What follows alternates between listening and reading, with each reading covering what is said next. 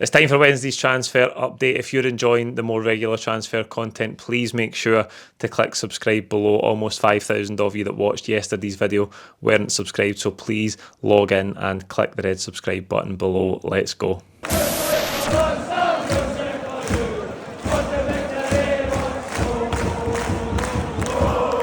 What's happening, folks? Welcome back to the channel. It is Wednesday's transfer update.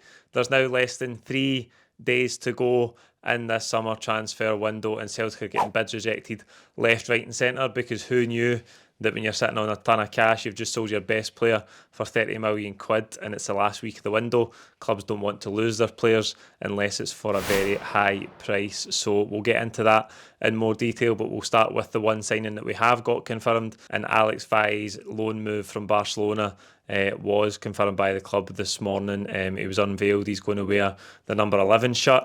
Let's hope he does better than the last left back that wore number 11 for Celtic. Bit of an odd number for a left back. I'm looking forward to seeing him. Looking forward to seeing what he's got to offer. We know it's only on that initial season-long loan, but we'll see how these things pan out over the course of the season.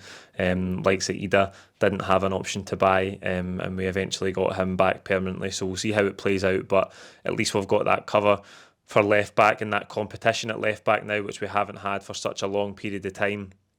And I know the jury's out on whether we should have tried to get somebody permanently. Of course, that would be the ideal situation, but there's a lot of things that aren't ideal about this transfer window. So we are where we are. We've got a left back in the door, and we move on to the other targets, and that's Arne Engels, who seems to be the absolute top priority for Celtic. If you remember yesterday's video, I said that by the time I'd finished editing it, there might be another bid, and that was the case. We did lodge a £9 million bid yesterday. That was rejected. We've gone back in with a £10 million bid today, which I think is probably Celtic's biggest ever bid that they've put in for a player from another club. Obviously, Edouard is the record signing at £9 million, and Ida might overtake that when his deal gets to £9.5 million. But there's no doubt that we really want to get Engels in the door. The Augsburg manager commented today saying that he expects him to be in the squad for their game on Sunday, which is obviously after the window closes. But if you remember last weekend, in the lead up to our game, Brendan Rodgers said that about Matt O'Reilly, and the next day he was on his way to Brighton. So managers aren't really in control of these things. It's the board and the directors that run these clubs that make these decisions, and I'm sure the negotiations are still ongoing between Augsburg and Celtic. But I think on all of these deals, the rest that we're going to talk about here, we're over a barrel, because we need these players in. As I say, we're sitting on a lot of money. We've just sold our best player for 30 million quid. And maybe 2-3 weeks ago, Engels could have been available for 8-9 million. Now Augsburg want 11 million. That is what the reports are saying. So you would like to think we would get this done. There's no way we can go to £10 million and then lose out. If £11 million will get it done and we're sitting at 10, are we really not going to bolster that area of the squad for the sake of £1 million? That's the sort of area we're in. Like I said yesterday, the club need to bite the bullet on these transfers. This is the situation that they've put themselves in by not being efficient and getting the business done early enough. We're in this last week, less than 3 days to go, 2 full business days to get all of these deals done, and you can understand why clubs are holding us to ransom for these players, particularly if they're important players, the likes of Engels, who Augsburg would like to keep.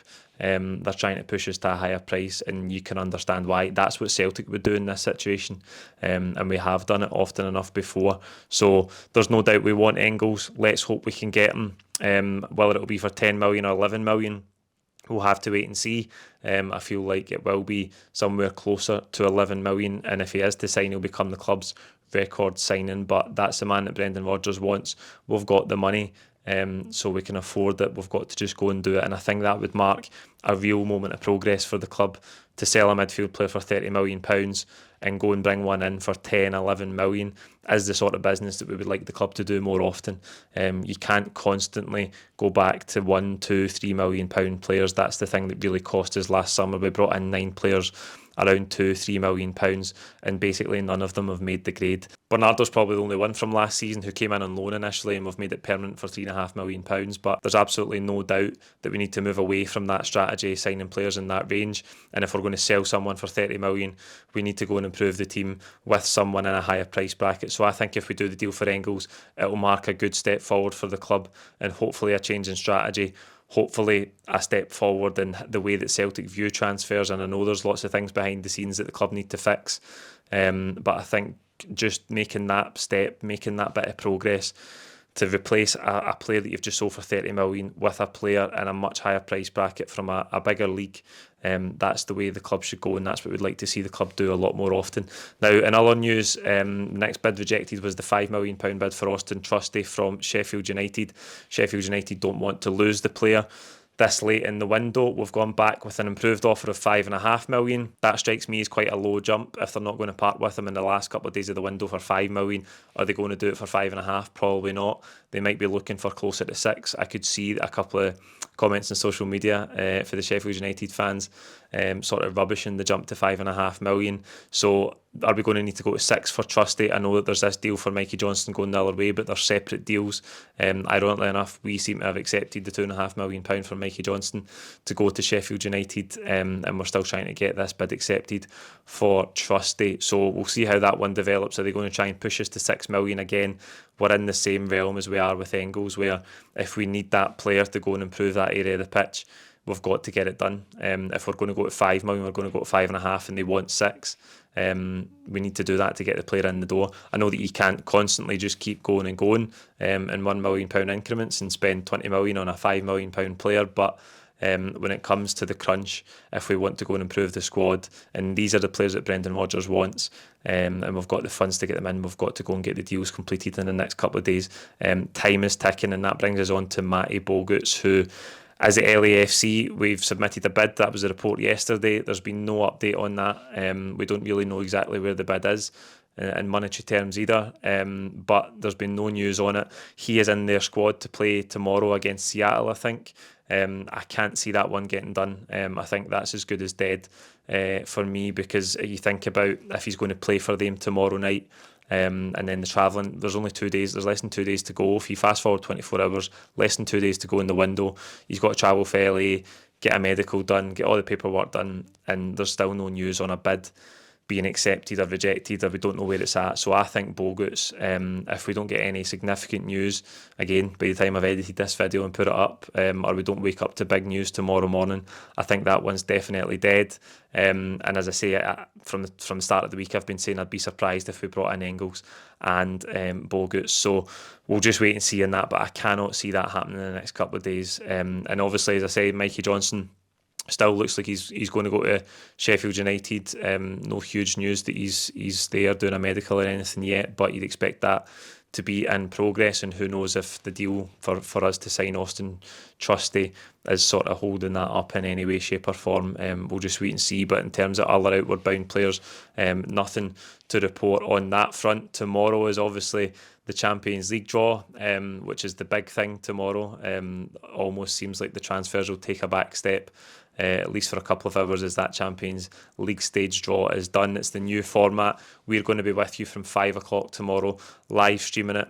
You can watch along with us and see who Celtic get in these 8 Champions League games in the revamped format. If you don't know how it's going to work, the pots aren't finalised yet because there's some qualifiers to be completed tonight, but the pots don't really give you a competitive advantage anymore. Celtic will play 2 teams from each pot, 1, 2, 3 and 4. There'll be 8 fixtures. You no longer have a head-to-head where you play each team twice.